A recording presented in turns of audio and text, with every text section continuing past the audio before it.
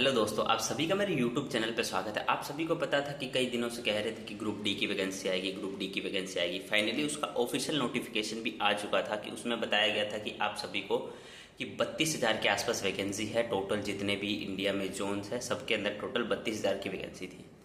लेकिन क्या हुआ था ना, कई स्टूडेंट ट्विटर पे ट्वीट कर रहे थे कि वैकेंसी इंक्रीज की जाए, वैकेंसी इंक्रीज की जाए, क्योंकि आप सभी को पता है कि लगभग 5 साल के बाद वैकेंसी आई थी। तो सभी लोग कह रहे थे कि अप्रोक्स 1 लाख के आसपास वैकेंसी दी जाए। तो उसके बाद एक नोटिफिकेशन आया।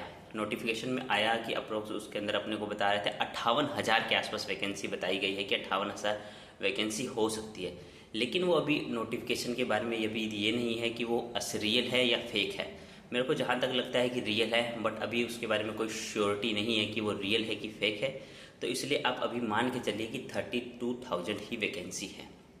तो आप सभी जो है तैयारी कर रहे हैं ग्रुप डी की, जो अदर एग्ज़ाम्स की तैयारी कर रहे हैं, वो अपनी आराम से तैयारी कीजिए। अगर कोई अपडेट आती है इसके रिगार्डिंग की जो 58,000 वैकेंसी आई है वो रियल है या फेक है, तो उसका मैं आपको एक वीडियो बना के ज़रूर दिखा दूंगा।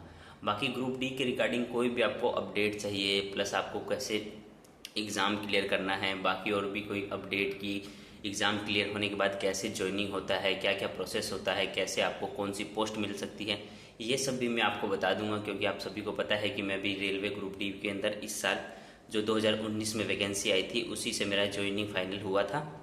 तो इस टाइम मैं पॉइंट्समैन पे अपना जॉब को जो है कि कर रहा हूँ। तो इसलिए कोई भी अपडेट आएगी तो मैं आपको यहाँ पे ज़रूर बताऊँगा। और इसलिए आप मेरे प्लीज़ यूट्यूब चैनल को ज़रूर सब्सक्राइब कर लीजिएगा, ठीक है। Thank you very much.